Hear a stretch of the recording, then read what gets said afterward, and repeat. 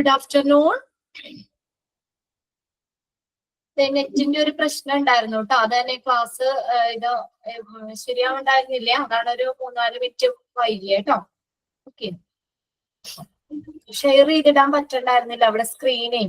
അതെന്തോ സിസ്റ്റത്തിന്റെ എന്തോ ഒരു പ്രശ്നം കൊണ്ടാന്ന് തോന്നുന്നു. അപ്പൊ സ്ക്രീൻ ഇപ്പൊ നിങ്ങൾക്കൊന്ന് ഞാനിവിടെ ഷെയർ ചെയ്തേക്കണം. ഓക്കെ അല്ലേ? എന്നൊന്ന് നോക്കിയേ, ക്ലിയർ അല്ലേ? ഓക്കെ.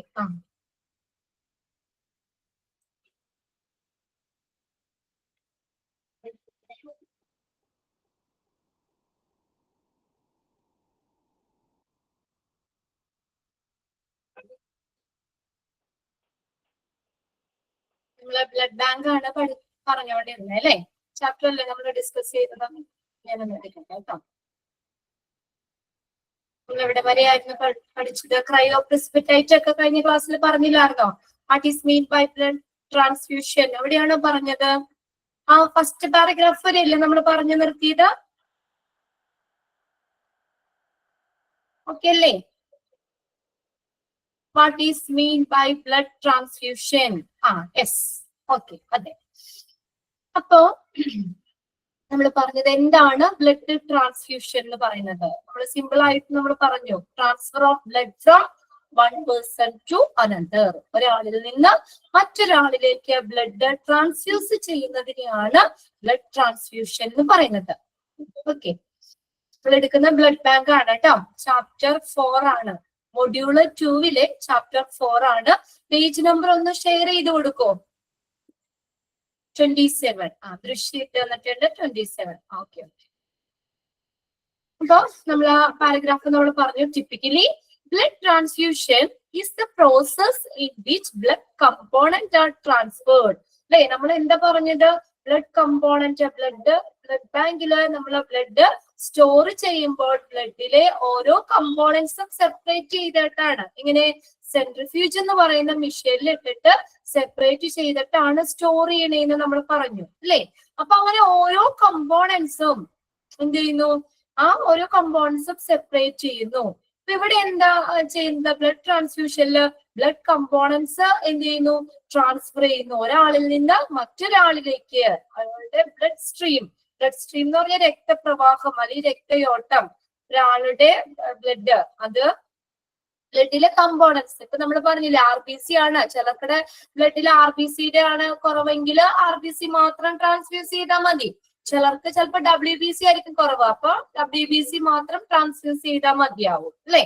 അപ്പൊ അതിൽ ഓരോ കമ്പോണൻസും സെപ്പറേറ്റ് ചെയ്തിട്ട് സെൻട്രിഫ്യൂജ് എന്ന് പറയുന്ന മെഷീനിലിട്ട് സെപ്പറേറ്റ് ചെയ്തിട്ടാണ് ബ്ലഡ് ബാങ്കിൽ സ്റ്റോർ ചെയ്യുന്നത്. അപ്പൊ ബ്ലഡ് ട്രാൻസ്ഫ്യൂഷൻ എന്ന് പറഞ്ഞാൽ എന്താ? ഈ കമ്പോണന്റ്, ബ്ലഡിലുള്ള ഏത് കമ്പോണന്റ് ആണോ നമ്മൾ ട്രാൻസ്ഫർ ചെയ്യുന്നത്, അത് ട്രാൻസ്ഫർ ചെയ്യുന്നു from one person to another. ഒരാളിൽ നിന്ന് മറ്റൊരാളിലേക്ക്. എങ്ങോട്ട്? Into the blood stream of another person. അടുത്ത ആളുടെ, അതായത് നമ്മൾ ബ്ലഡ് ഡൊണേറ്റ് ചെയ്യുന്നത് ഡോണർ, ബ്ലഡ് റിസീവ് ചെയ്യുന്നത് റിസിപ്പിയന്റ് അല്ലെങ്കിൽ പേഷ്യന്റ് ആണ് അല്ലെ?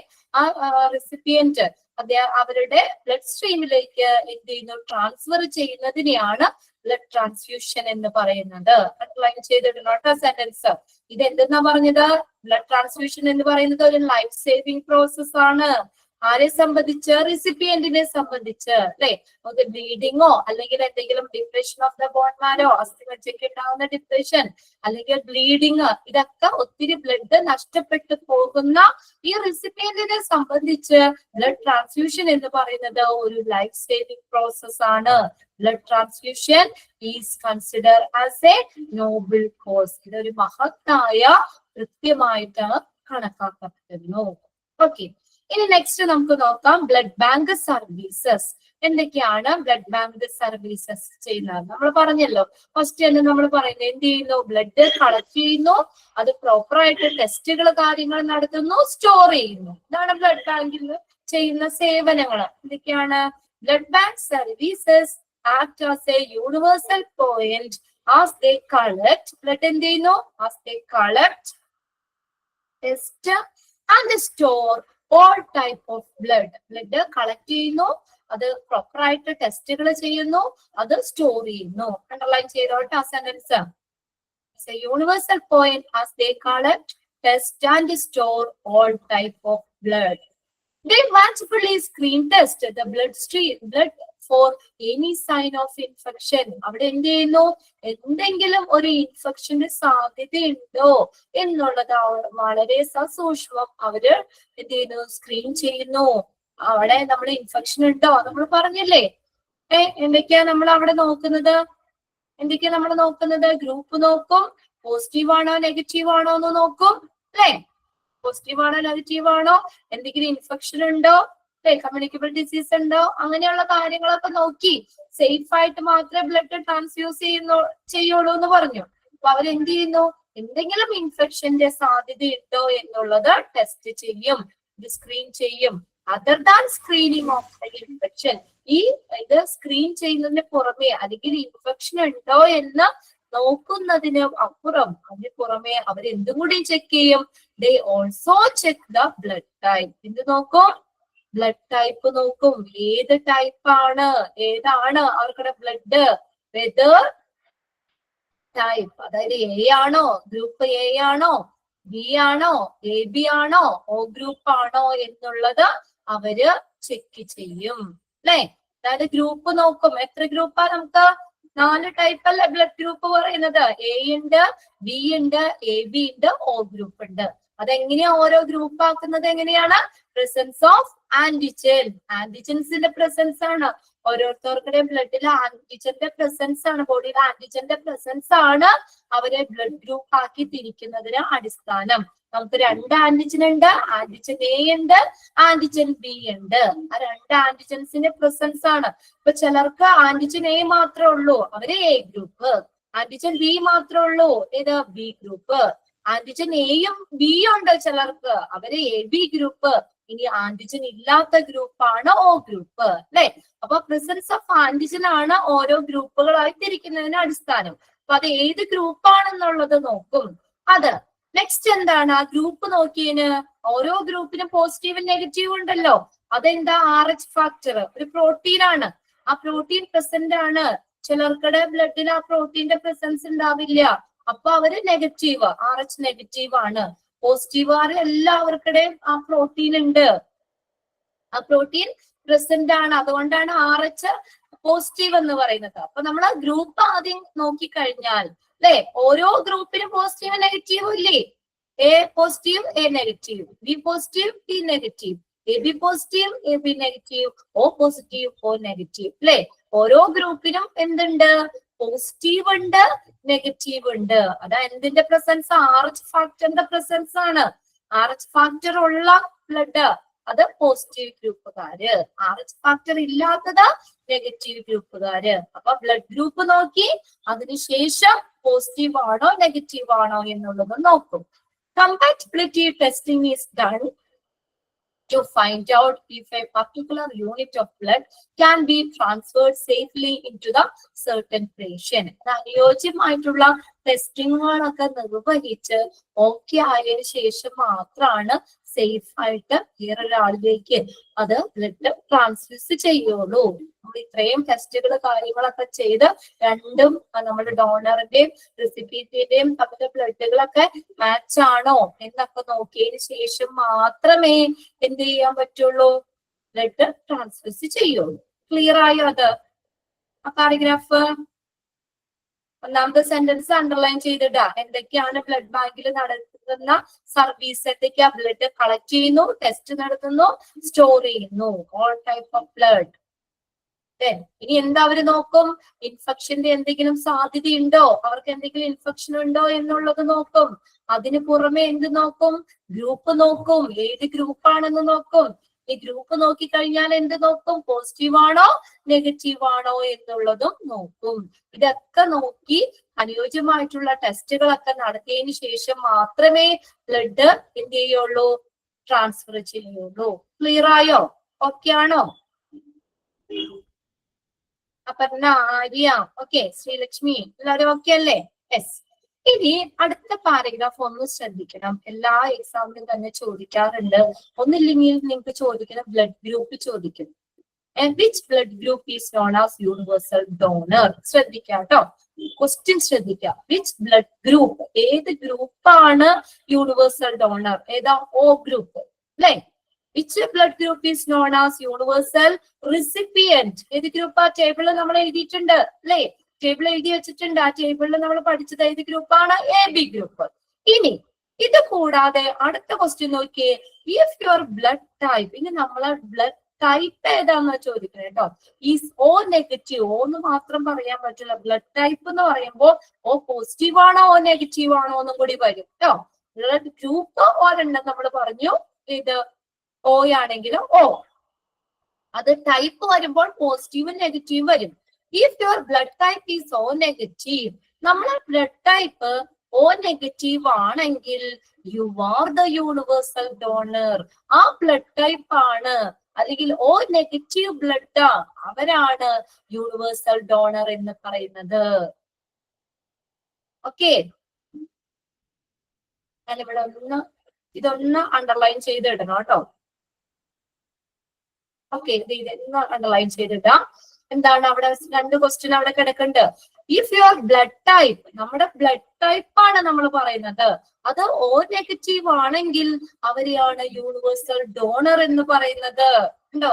ക്വസ്റ്റ്യൻ ശ്രദ്ധിക്കാം. Which blood type is known as universal donor? Blood type എന്ന് കണ്ടാൽ O എന്ന് മാത്രം എഴുതരുത് അല്ലെ? ഗ്രൂപ്പാണ് O എന്ന് പറഞ്ഞത്. ബ്ലഡ് ടൈപ്പ് എന്ന് പറയുമ്പോൾ അവിടെ നമ്മൾ ഏത് എഴുതണം? O നെഗറ്റീവ് എന്ന് എഴുതണം. അണ്ടർലൈൻ ചെയ്തോ? അത് ഞാൻ പറഞ്ഞു തരാട്ടെ എന്താന്നുള്ളത്. O പോസിറ്റീവിനെ യൂണിവേഴ്സൽ ഡോണർ എന്ന് പറയൂല, അത് ഞാൻ പറഞ്ഞു തരാം. ഓക്കെ, ഇനി നോക്കിയ അടുത്തത്. അവർക്ക് എന്ത് ചെയ്യാൻ പറ്റും? Who can transfer your blood to almost every one, എല്ലാവർക്കും. അതായത് O നെഗറ്റീവ് ഗ്രൂപ്പുകാർക്ക് എല്ലാവർക്കും ബ്ലഡ് ട്രാൻസ്ഫർ ചെയ്യാൻ കൊടുക്കാം.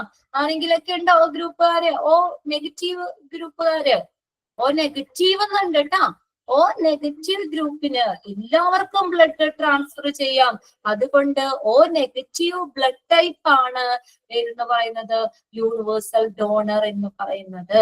അതുപോലെ നോക്കിയേ, and if your blood type is AB positive, നമ്മുടെ ബ്ലഡ് ടൈപ്പ് AB പോസിറ്റീവ് ആണെങ്കിൽ, AB പോസിറ്റീവ് ആണെങ്കിൽ അതിനെ നമുക്ക് എന്ത് പറയാം? യൂണിവേഴ്സൽ റിസിപ്പിയന്റ് എന്ന് പറയുന്നത്. നെഗറ്റീവ് അല്ല കേട്ടോ, AB പോസിറ്റീവ്. അത് ഡിഫറൻസ് ഞാൻ പറഞ്ഞുതരാം. AB പോസിറ്റീവ് ആണെങ്കിൽ, and if your blood type is AB positive, AB positive ആണെങ്കിൽ you act as a universal recipient. അത് അണ്ടർലൈൻ ചെയ്തോ? അത് അണ്ടർലൈൻ ചെയ്തോ? രണ്ടും ചെയ്തു. ഓക്കെ, ഇനി ഒന്ന് ശ്രദ്ധിച്ചേ. ഹവർ, എന്നിരുന്നാലും എന്തെങ്കിലും മിസ്മാച്ച് പറ്റുകയാണെങ്കിൽ, നമ്മളിങ്ങനെ സേഫ് ആയിട്ടല്ല, അത് യോജിക്കാത്ത ബ്ലഡ് ഗ്രൂപ്പ് ബ്ലഡ് ഒക്കെയാണ് ട്രാൻസ്ഫർ ചെയ്യുന്നത്, റിസീവ് ചെയ്യുന്നത്. അങ്ങനെ എന്തെങ്കിലും mismatch പറ്റുകയാണെങ്കിലോ, however any mismatch between the blood type can prove fatal or causing death, മരണം വരെ സംഭവിക്കാം അല്ലെ? അൺസേഫ് ആയിട്ടുള്ള ബ്ലഡ് ട്രാൻസ്ഫ്യൂഷൻ വഴി മരണം വരെ സംഭവിക്കാം. So blood test must be done carefully. അതുകൊണ്ട് എന്ത് ചെയ്യണം? ബ്ലഡ് ടെസ്റ്റ് നമ്മൾ വളരെ ശ്രദ്ധയോടുകൂടി ചെയ്യണം. ഇനി ഒന്ന് ശ്രദ്ധിച്ചേ, നമ്മൾ പറഞ്ഞത് നമ്മള് യൂണിവേഴ്സൽ റിസിപ്പിയന്റ് എന്ന് പറയുന്നത് ഏതാണ്? Okay, AB പോസിറ്റീവിനെയാണ്. എന്താന്ന് വെച്ചാൽ, അതായത് AB പോസിറ്റീവുകാർക്ക് എന്ത് ചെയ്യാ? Receive all type of blood. ഒന്ന് എഴുതി വെച്ചേ അവിടെ, അതിന്റെ താഴെ തന്നെ ഒന്ന് എഴുതി വെച്ചാൽ മതി. നിങ്ങളുടെ ടെക്സ്റ്റിന്റെ താഴെ തന്നെ എഴുതാം കേട്ടോ.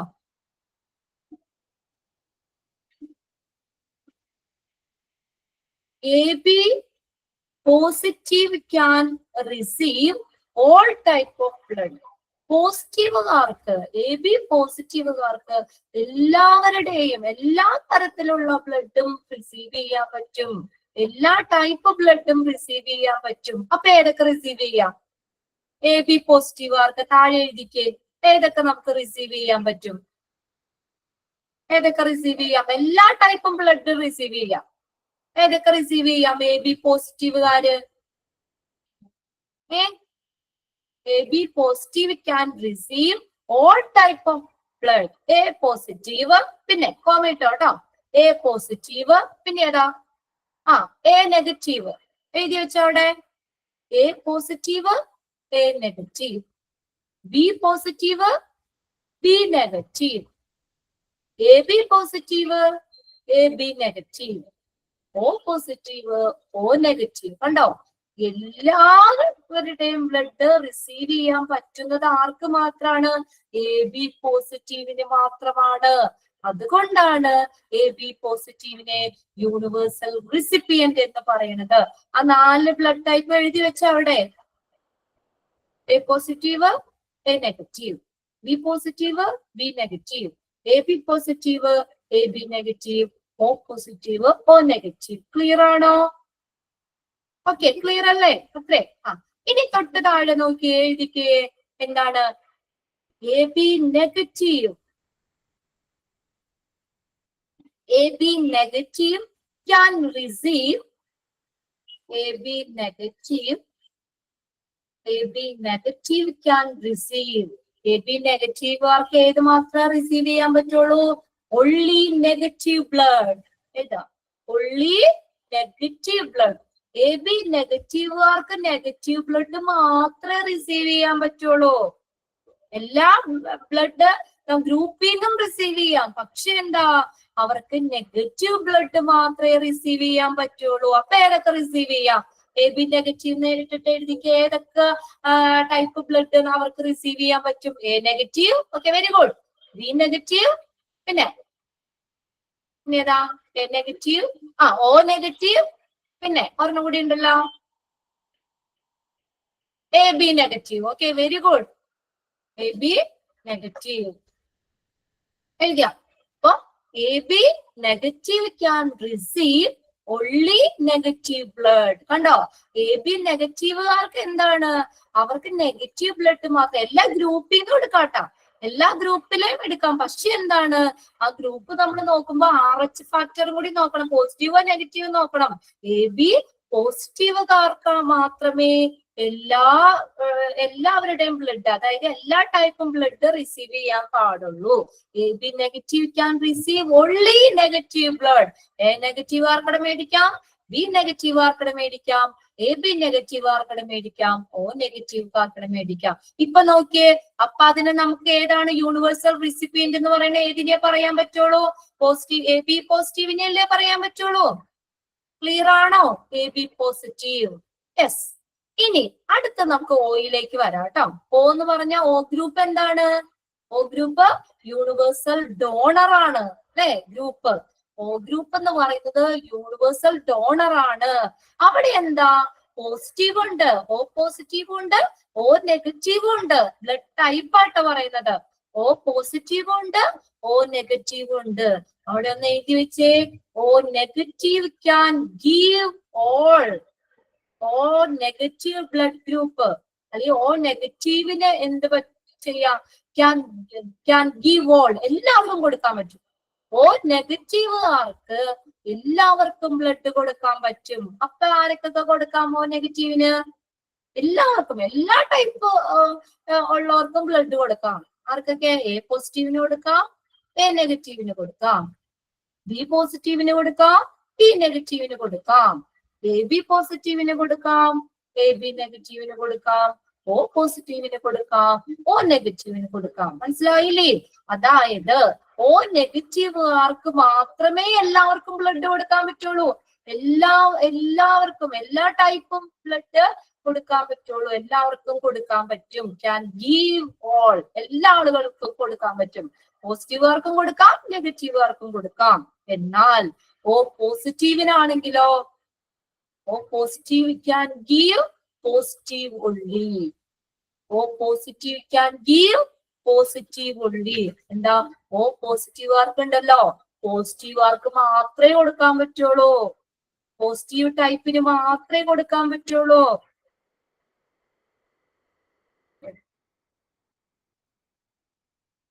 അതുകൊണ്ടാണ് അവരെ യൂണിവേഴ്സൽ ഓ പോസിറ്റീവിനെ, ഓ പോസിറ്റീവുകാർക്ക് പോസിറ്റീവിന് മാത്രമേ കൊടുക്കാൻ പറ്റുള്ളൂ.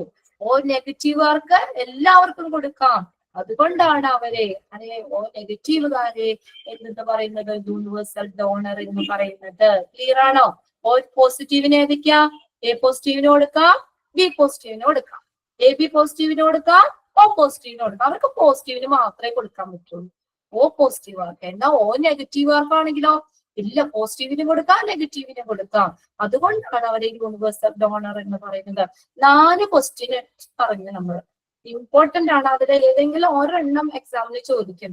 ഒന്നാമത്തെ, which blood group is known as universal donor. അപ്പൊ ഏതെഴുതും? O group. Then, which blood group is known as universal recipient? ഏതെഴുതും? A B group. അവിടെ ഗ്രൂപ്പാണ് ചോദിച്ചേക്കണേ. ഓക്കെ, ഇനി നമ്മളോട് ചോദിക്കുന്ന വിച്ച് ബ്ലഡ് ടൈപ്പ്. നിങ്ങള് ക്വസ്റ്റ്യൻസ് 1-2 പേരൊക്കെ പ്രീവിയസ് ഇയർ ഇതിനകത്ത് ബാച്ചിലുള്ളവർ തെറ്റിച്ചുണ്ട്. എന്താണെന്നറിയോ? എക്സാം കഴിഞ്ഞ് ചോദിച്ചു കഴിയുമ്പോ എന്താ മിസ്സേ ക്വസ്റ്റ്യനാ തെറ്റിപ്പോയി, ആൻസർ അറിയാമായിരുന്നു, ക്വസ്റ്റ്യൻ വായിക്കാഞ്ഞിട്ടാന്ന് പറയും. അത് ശ്രദ്ധിക്കണം നിങ്ങള്. ബ്ലഡ് ടൈപ്പ് എന്നാണോ അവിടെ ചോദ്യം? അങ്ങനെ ചോദിക്കും. Which blood type is known as. Blood type എന്ന് പറഞ്ഞാൽ നമ്മൾ അവിടെ ഓ നെഗറ്റീവ് എന്ന് തന്നെ എഴുതുക. ഓ നെഗറ്റീവ് യൂണിവേഴ്സൽ ഡോണർ. ഇനി യൂണിവേഴ്സൽ റിസിപ്പിയന്റ് ഏതാണ്? ഓ എ ബി പോസിറ്റീവ് എന്ന് എഴുതാം. കൃത്യമായില്ലേ? അത് രണ്ടും അണ്ടർലൈൻ ചെയ്തിടാം. ഇനി എപ്പോഴാണ് നമുക്ക് ബ്ലഡ് ട്രാൻസ്ഫ്യൂഷൻ ആവശ്യമായിട്ട് വരണേ? എപ്പോഴാണ് നമുക്ക് ബ്ലഡ് ട്രാൻസ്ഫ്യൂസ് ചെയ്യണ്ടേ? നോർമൽ ഇരിക്കുന്ന ഒരാൾക്ക് വേണ്ടല്ലോ. ഏത് സമയത്തൊക്കെ നമുക്ക് ബ്ലഡ് നഷ്ടപ്പെടുമ്പോ, ലോസ്. ഓക്കെ,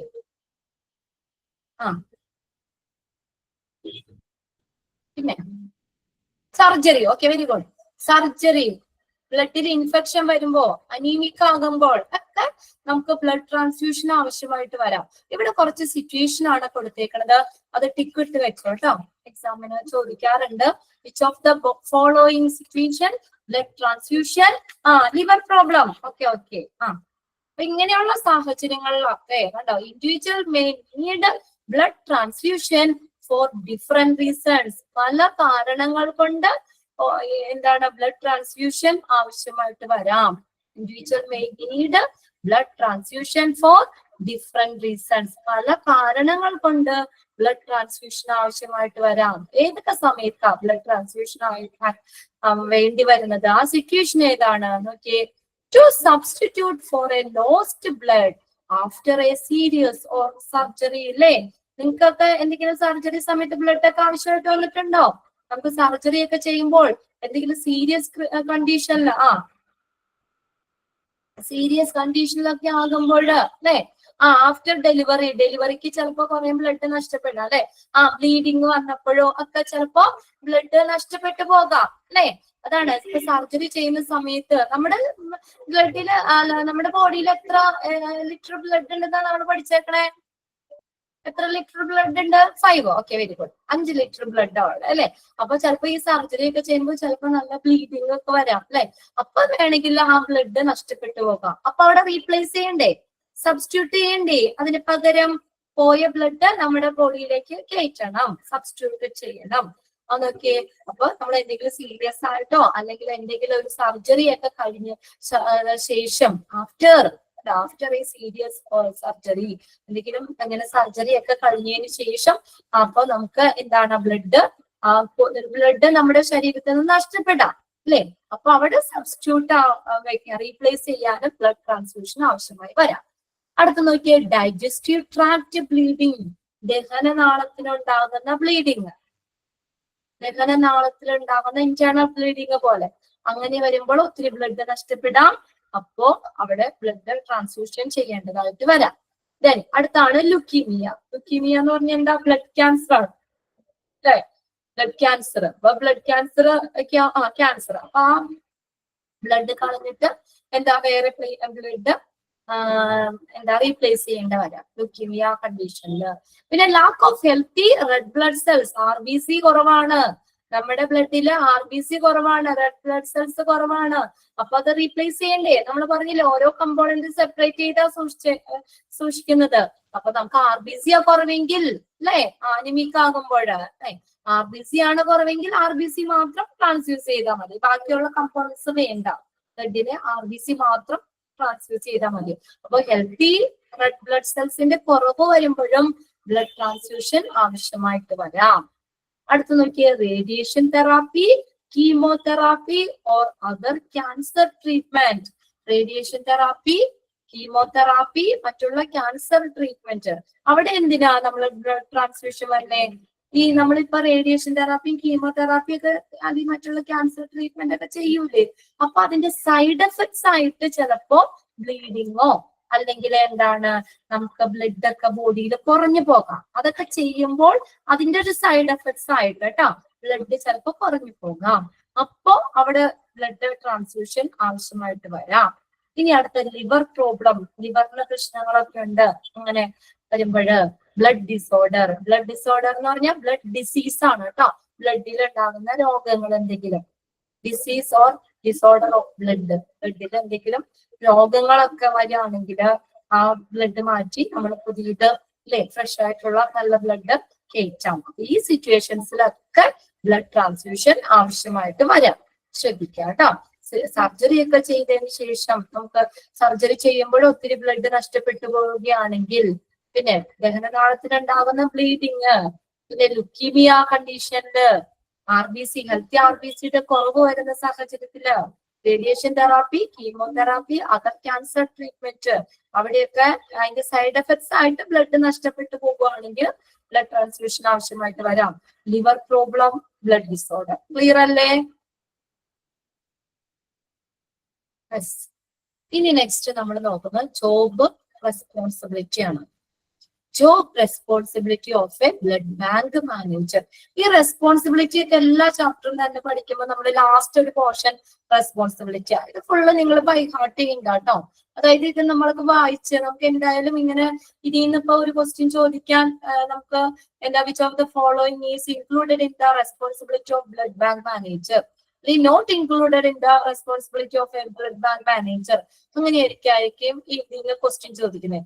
നിങ്ങളൊന്ന് വായിച്ച് മനസ്സിലാക്കി വെക്കുക. നമുക്ക് ഓപ്ഷൻ അവിടെ ഉണ്ടല്ലോ, 4 ആൻസർ അവിടെ കിടക്കുന്നുണ്ട്. അതിൽ ഒരെണ്ണം നമ്മുടെ കറക്റ്റ് ആൻസറും ആയിരിക്കും. അത് ഐഡന്റിഫൈ ചെയ്താൽ മാത്രം മതി.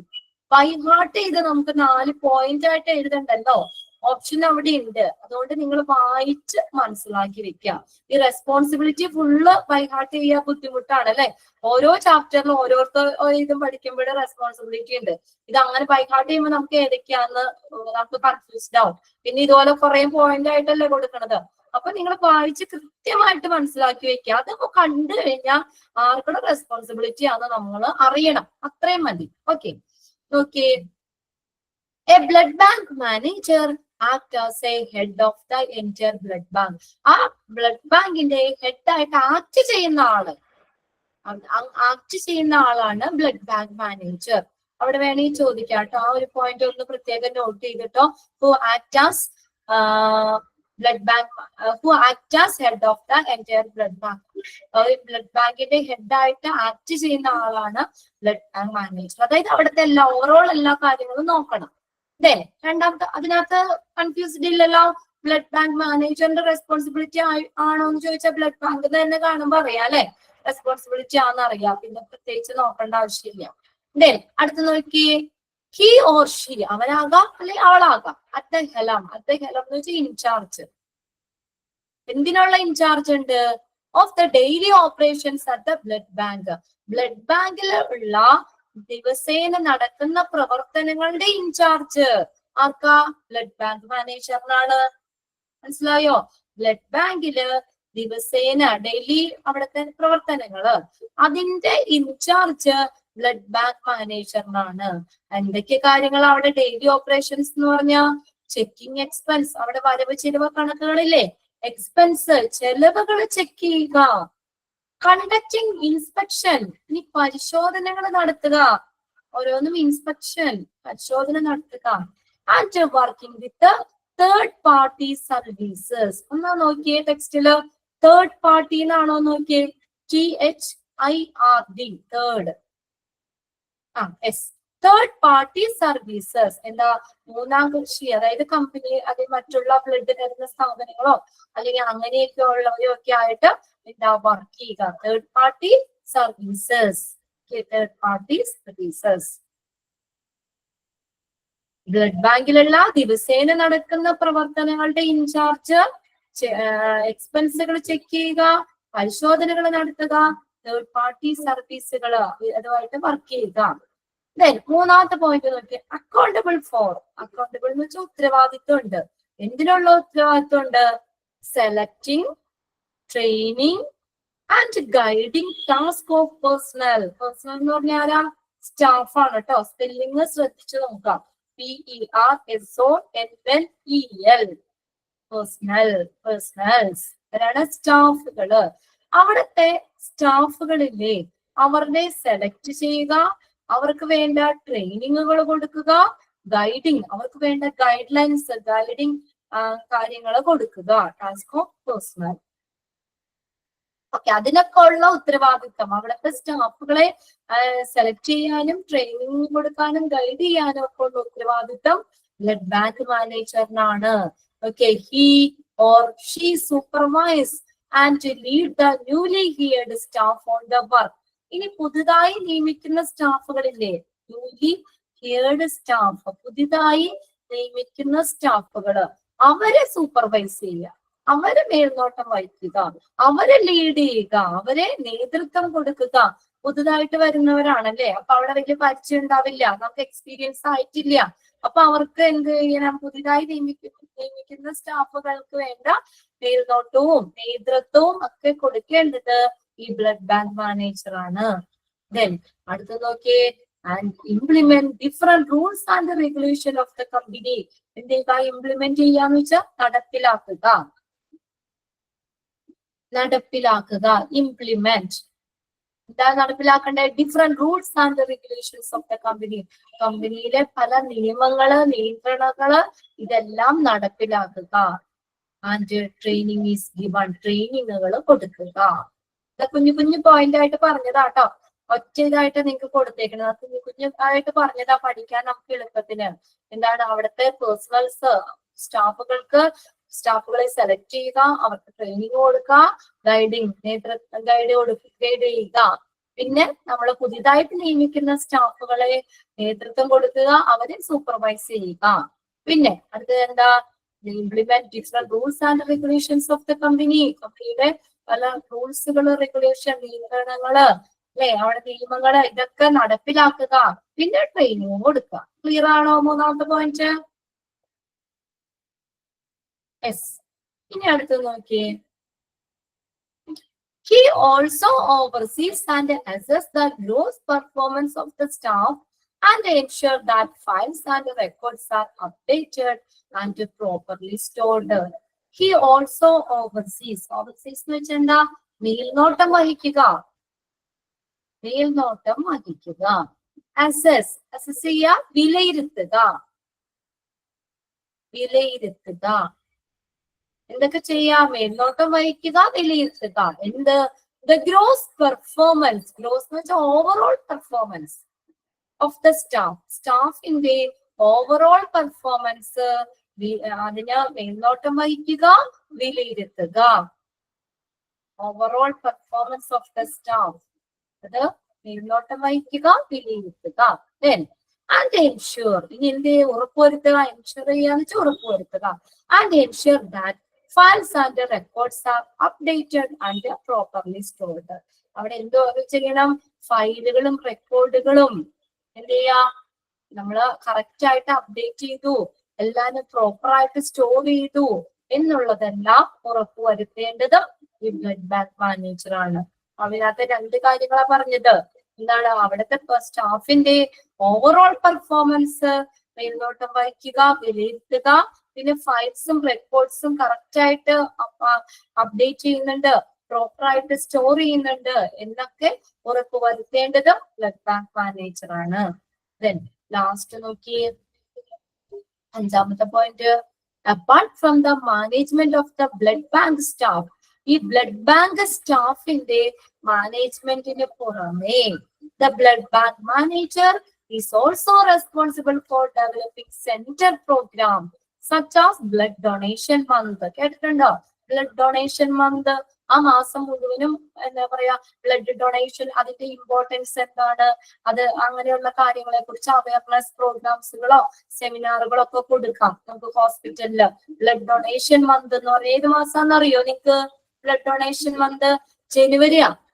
ജനുവരിയാണ് ബ്ലഡ് ഡൊണേഷൻ മന്ത് ആയിട്ട് അറിയുന്നത്. അപ്പൊ ആ മാസം ഹോസ്പിറ്റലിൽ എന്ത് ചെയ്യാം, അവിടുത്തെ പേഷ്യൻസിനും വിസിറ്റേഴ്സിനും ഒക്കെ ബ്ലഡ് ഡൊണേഷനുമായി ബന്ധപ്പെട്ട് അതിന്റെ ഇമ്പോർട്ടൻസ് അല്ലെ അങ്ങനെയൊക്കെ അവയർനെസ് കൊടുക്കുന്ന രീതിയിലുള്ള പ്രോഗ്രാമുകൾ ഡെവലപ്പ് ചെയ്യാം. അത് ചെയ്യേണ്ടത് അതിനുള്ള ഉത്തരവാദിത്വവും ആർക്കുണ്ട്? ബ്ലഡ് ബാങ്ക് മാനേജറിനുണ്ട്. Blood bank manager is also responsible for developing central program develop ചെയ്യാൻ. എങ്ങനെയുള്ള പ്രോഗ്രാം?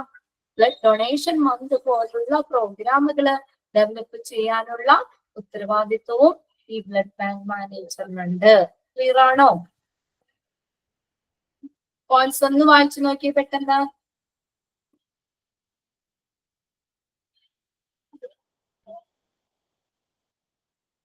ആരെങ്കിലും പോയിന്റ്സ് ഡൗട്ട് ഉണ്ടോ നോക്കട്ടോ.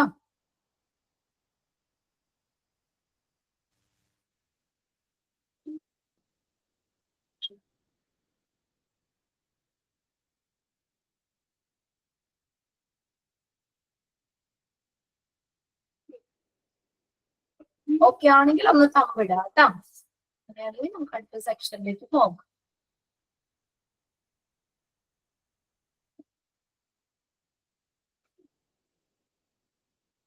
ഓക്കെ, അഞ്ജലി ഇവിടെ തമ്പിട്ടുണ്ട്. ഇനി ആർക്കെങ്കിലും മനസ്സിലാവാത്തുണ്ടോ? അങ്ങനെയാണെങ്കിൽ ഒന്ന് തമ്പിട്ടേ വേഗം.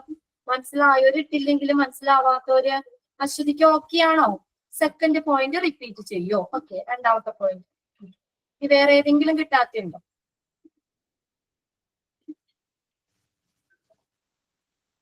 ഓക്കെ ആണ്. അപ്പൊ നമ്മള് എന്താ പറയാ, ഒന്നാമത്തെ പോയിന്റിൽ പറഞ്ഞത് ബ്ലഡ് ബാങ്കിന്റെ ഹെഡ് ആയിട്ട് ആക്ട് ചെയ്യുക. ആര്? Blood bank manager. ബ്ലഡ് ബാങ്കിന്റെ ഹെഡ് ആയിട്ട് ആക്ട് ചെയ്യുക. രണ്ടാമത്തെ പോയിന്റിൽ എന്താ പറഞ്ഞിരിക്കുന്നത്? ആ ബ്ലഡ് ബാങ്കിൽ ദിവസേന നടക്കുന്ന പ്രവർത്തനങ്ങളില്ലേ, ഡെയിലി ഓപ്പറേഷൻസ്, എല്ലാ ദിവസവും നടക്കുന്ന പ്രവർത്തനം, അതിനൊരു ഇൻചാർജ് വേണം. അതിന്റെ ഇൻചാർജ് ആർക്കാണ്? Blood bank മാനേജറിനാണ്.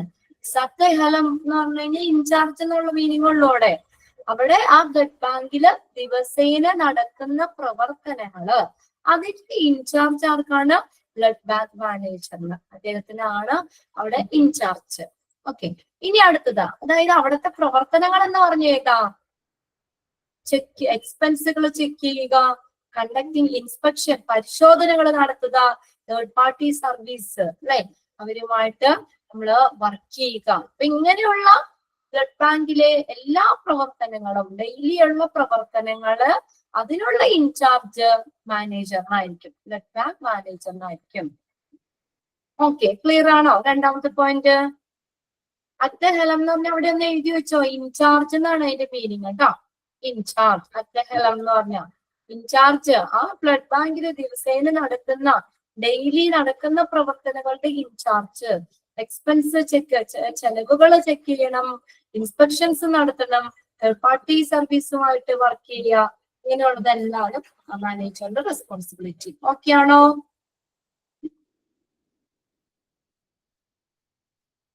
അടുത്തതിലേക്ക് പൊക്കോട്ടെ. ഒരു കുഞ്ഞ ടോപ്പിക്കും കൂടെ ഉള്ളൂ, നമ്മുടെ ചാപ്റ്റർ തീരും. Hospital administration must ensure. ഇനി ഹോസ്പിറ്റൽ അഡ്മിനിസ്ട്രേഷൻ ഉറപ്പുവരുത്തേണ്ട കാര്യങ്ങൾ എന്തൊക്കെയാണ്? Hospital administration must ensure. Hospital administration ഉറപ്പുവരുത്തേണ്ടത് എന്തൊക്കെയാ?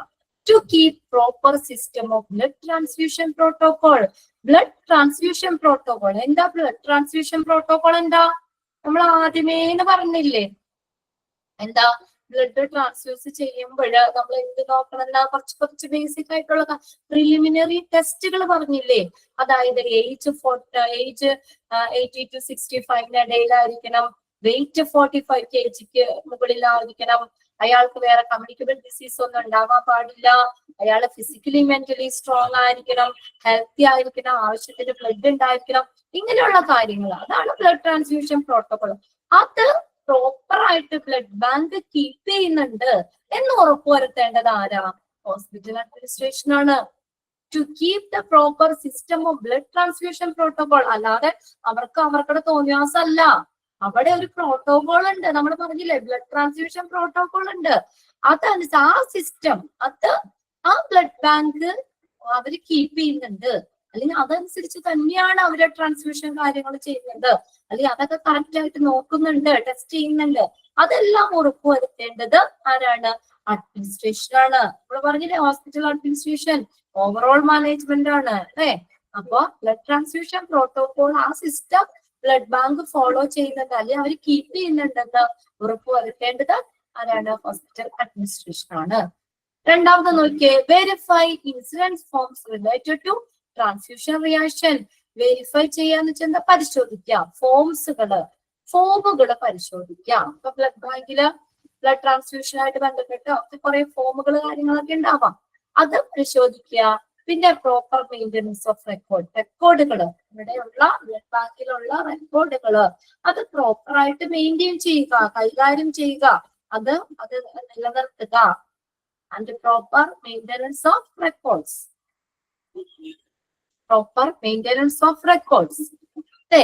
മൂന്നാമത്തെ പോയിന്റ് നോക്കിയേ, proper storage of blood and blood products.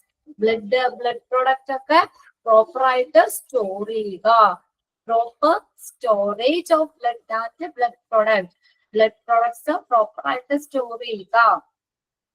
Proper storage of blood and blood products. Clear ആണോ? ബ്ലഡ് പ്രൊഡക്ട്സ് ഒക്കെ പ്രോപ്പർ ആയിട്ട് എന്ത് ചെയ്യുക? സ്റ്റോർ ചെയ്യുക. കൃത്യമായിട്ട് തന്നെ സ്റ്റോർ ചെയ്യുക. Department is controlled by well trained and qualified personnel. Department ആര് കൺട്രോൾ ചെയ്യണം? ഈസ് കൺട്രോൾഡ് വെൽ ട്രെയിൻഡ്, നല്ല പരിശീലനം കിട്ടിയ അല്ലെങ്കിൽ ആ മേഖലയിൽ നമ്മള് കൂടുതൽ അവര് ട്രെയിൻഡ് ആയിട്ടുള്ള ക്വാളിഫൈഡ് ആയിട്ടുള്ള നല്ല ക്വാളിഫിക്കേഷൻ ഉള്ള പേഴ്സണൽ സ്റ്റാഫുകളാണ് ഈ ഡിപ്പാർട്ട്മെന്റ് കൺട്രോൾ ചെയ്യേണ്ടത്. അങ്ങനെയാണെന്ന് ഉറപ്പുവരുത്തേണ്ടത് ഈ ഹോസ്പിറ്റൽ അഡ്മിനിസ്ട്രേഷൻ ആണ്. മനസ്സിലായോ? അല്ലാതെ നമുക്ക് ആരെങ്കിലും അവിടെ നോക്കിയാൽ പോരാ, ആ ഡിപ്പാർട്ട്മെന്റ് ആരെങ്കിലും ഹാൻഡിൽ ചെയ്യാൻ പോരാ, കൺട്രോൾ ചെയ്യാൻ പോരാ. എങ്ങനെയുള്ളവരായിരിക്കണം കൺട്രോൾ ചെയ്യേണ്ടത്? നല്ല ട്രെയിൻഡ് ആയിട്ടുള്ള ക്വാളിഫൈഡ് ആയിട്ടുള്ള പേഴ്സണൽസ്, അവരായിരിക്കണം ഡിപ്പാർട്ട്മെന്റ് കൺട്രോൾ ചെയ്യേണ്ടത്. അങ്ങനെയാണ് അവരാണ് കൺട്രോൾ ചെയ്യുന്നത് എന്ന് ഉറപ്പുവരുത്തേണ്ടത് ഹോസ്പിറ്റൽ അഡ്മിനിസ്ട്രേഷനാണ്. അവർ ചെക്ക് ചെയ്തോളണം. അതായത് വെൽ ട്രെയിൻഡ് ക്വാളിഫൈഡ് പേഴ്സൺ ആണ് അതിന്റെ കൺട്രോൾ എന്നുള്ളത് ഉറപ്പുവരുത്തേണ്ടത് ഹോസ്പിറ്റൽ അഡ്മിനിസ്ട്രേഷൻ ആണ്. നെക്സ്റ്റ് നോക്കിയേ, മേക്ക് അറേഞ്ച്മെന്റ് ഫോർ മീറ്റിംഗ്സ്. ഇതിനുള്ള മീറ്റിംഗിനുള്ള അറേഞ്ച്മെന്റ് ചെയ്യുക. എന്തിന്? To identify and settle departmental issues.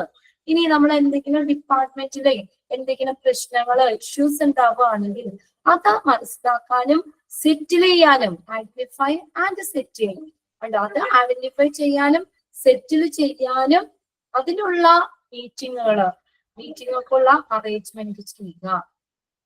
Make arrangements for meeting to identify and settle departmental issues. Also to revise. അതെങ്ങനെയായിരിക്കണം? നിലവിലുള്ള പോളിസികൾ റിവൈസ് ചെയ്യണം. അതിന് മുന്നുള്ള നയങ്ങൾ എങ്ങനെയാണ് അത് റിവൈസ് ചെയ്യുക. എന്നിട്ട് നമ്മൾ എന്താ ഡിപ്പാർട്ട്മെന്റിൽ എന്തെങ്കിലും പ്രശ്നങ്ങൾ ഇഷ്യൂസ് ഒക്കെ ഉണ്ടെങ്കിൽ അതെന്താണെന്ന് കണ്ടെത്താനും അതിനൊരു സൊല്യൂഷൻ വേണണ്ടേ? അത് സെറ്റിൽ ചെയ്യണം. അത് സെറ്റിൽ ചെയ്യാനും വേണ്ടി എന്ത് ചെയ്യണം? മീറ്റിങ്ങുകൾ വേണം. ആ മീറ്റിങ്ങുകൾ അറേഞ്ച് ചെയ്യേണ്ടതും ആരാണ്? ഈ ഹോസ്പിറ്റൽ അഡ്മിനിസ്ട്രേഷൻ ആണ്. 5 പോയിന്റ്സ് ആണ് ഹോസ്പിറ്റൽ അഡ്മിനിസ്ട്രേഷൻ must ensure. വേഗം വായിച്ചു നോക്കിയേ.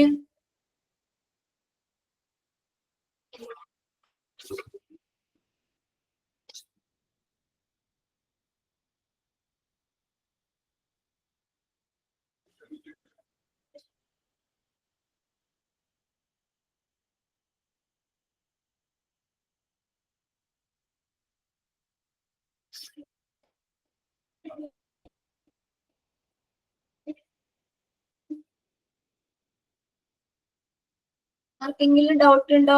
5 പോയിന്റ്സ് നമ്മൾ പറഞ്ഞേല്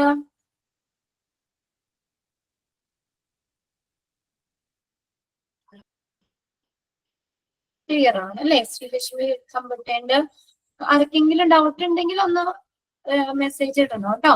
ബ്ലഡ് ട്രാൻസ്ഫ്യൂഷൻ പ്രോട്ടോകോള് അത് കീപ്പ് ചെയ്യുന്നതെന്ന് ഉറപ്പുവരുത്തണം. പിന്നെ ഫോമുകൾ പരിശോധിക്കണം. പിന്നെ അതുപോലെ തന്നെ റെക്കോർഡുകൾ പ്രോപ്പറായിട്ട് അവിടെ മെയിൻറ്റെയിൻ ചെയ്യണം. ഇതൊക്കെ ഉറപ്പുവരുത്തേണ്ടത് ഹോസ്പിറ്റൽ അഡ്മിനിസ്ട്രേഷൻ. പിന്നെ ബ്ലഡ് കമ്പോണൻസ് എന്താ പ്രോപ്പറായിട്ട് സ്റ്റോർ ചെയ്യുക. 5ാമത്തെ പോയിന്റാ. ഓക്കെ. അടുത്തത് ഡിപ്പാർട്ട്മെന്റ് ആര് കൺട്രോൾ ചെയ്യണം? നല്ല ട്രെയിൻഡ് ആയിട്ടുള്ള ക്വാളിഫൈഡ് ആയിട്ടുള്ള പേഴ്സണൽസ് ആയിരിക്കണം ഡിപ്പാർട്ട്മെന്റ് കൺട്രോൾ ചെയ്യുന്നത്.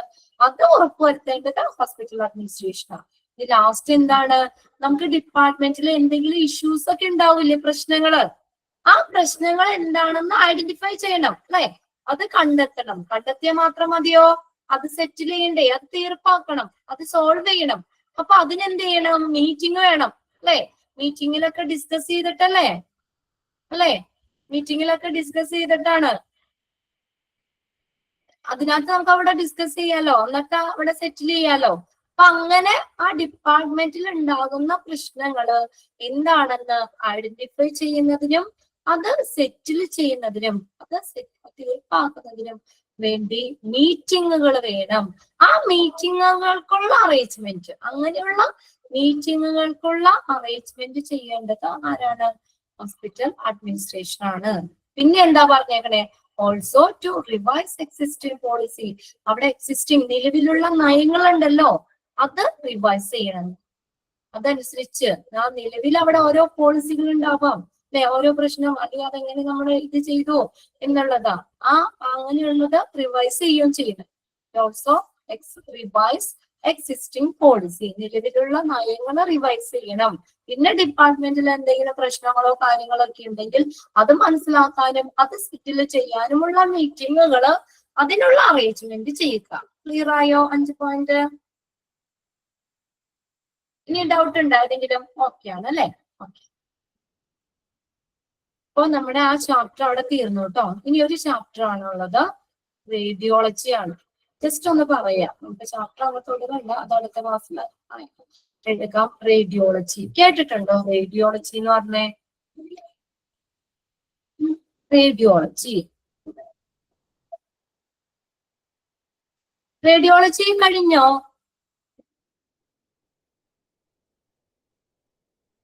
എടുത്തോ റേഡിയോളജി? ആരാണ് എടുത്തത്? നോന്ന് കുറച്ച് പേരിട്ടുണ്ട്. ഏതാടാ, ഞാനാണോ നിങ്ങളുടെ ക്ലാസ്സിൽ എടുത്തത് റേഡിയോളജി? പല ബാച്ചുകളിൽ ഇങ്ങനെ കയറുന്നായിരുന്നേ. അപ്പൊ ഇനി നിങ്ങക്ക് ഏത് ചാപ്റ്റർ ഇനി എടുക്കാത്തെ? ആ, ഇനി ഏതാണ്, ലബോറട്ടറി ആണോ എടുക്കാനുള്ളത്? Okay okay, laboratory. ലബോറട്ടറി ആണ് അല്ലെ. അപ്പോ ഇനി ഇപ്പോ നിങ്ങൾക്ക് ഓൾമോസ്റ്റ് നമുക്ക് നിങ്ങളുടെ ഏതാണ് ഫസ്റ്റ് സെക്കൻഡ് മോഡ്യൂളില് തീരാറായിട്ടുണ്ട്. ലാസ്റ്റ് സെക്ഷനിലേക്ക് നമ്മൾ കടക്കാണ്. മെഡിക്കൽ ടെർമിനോളജി ഉണ്ട് അല്ലെ. ഓക്കെ, മെഡിക്കൽ ടെർമിനോളജി ഉണ്ട്.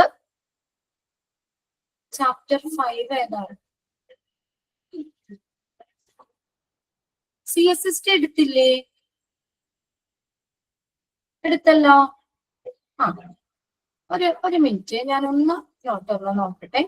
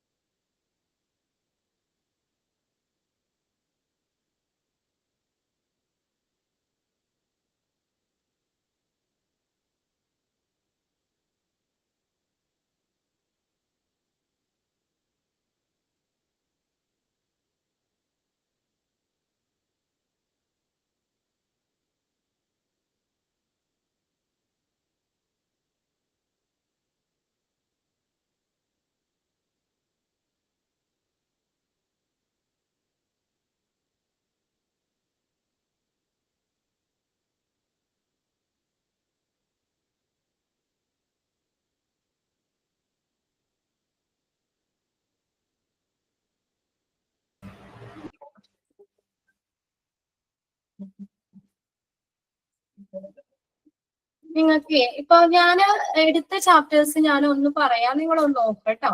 മൊഡ്യൂൾ 1 നമ്മൾ എടുത്തത് health care system in India. Okay അല്ലേ? ഒന്ന് നോക്കി നിങ്ങള്. ഓക്കെ. ദെൻ അടുത്തത് നമ്മൾ എടുത്തത് ഫ്രണ്ട് ഓഫീസ് ആണ്, രണ്ടാമത്തെ. മൂന്നാമത്തെയാണ് ഓപ്പറേഷൻ തിയേറ്റർ.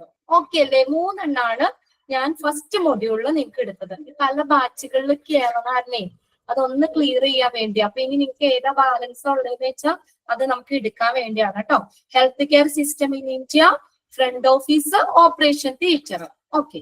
ഇനി നെക്സ്റ്റ് നമ്മൾ മൊഡ്യൂൾ 2 നമ്മൾ എടുത്തത് CSSD, radiology and imaging services,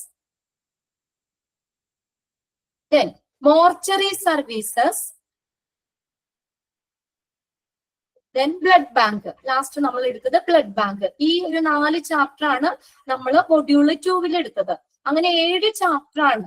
okay, clear അല്ലേ? 7 ചാപ്റ്റർ നമ്മൾ കവർ ചെയ്തു.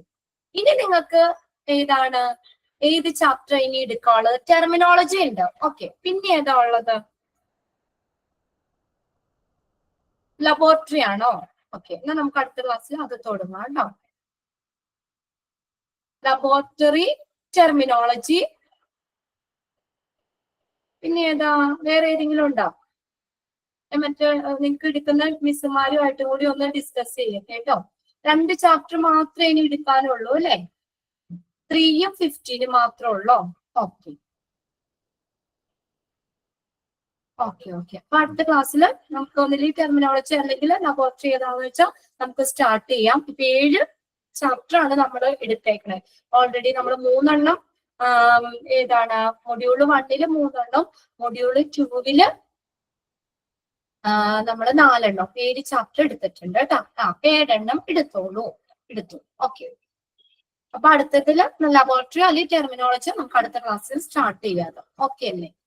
Okay okay. അപ്പൊ നെക്സ്റ്റ് ഇനിയിപ്പോ പുതിയതൊന്നിപ്പോ സ്റ്റാർട്ട് ചെയ്യല്ല, നമുക്ക് അടുത്ത ക്ലാസ്സിലേക്ക് നോക്കാം.